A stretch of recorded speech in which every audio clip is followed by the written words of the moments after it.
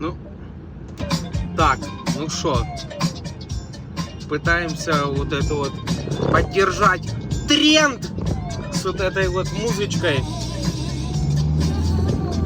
Езжу на работу, с работы слушаю. Ну, пока непонятно, но это самое. Может, хоть что-то поможет мне стать богатым богачом. Ну или я уже не знаю, может, ну, я уже все перепробовал. И в церковь ходил, и туда, и сюда. Только воровать не пробовал. Но зная мое везение, я украду ручку, буду сидеть 150 год в тюрьме и буду считаться самым, ну, тупо как Чикатило какой-то.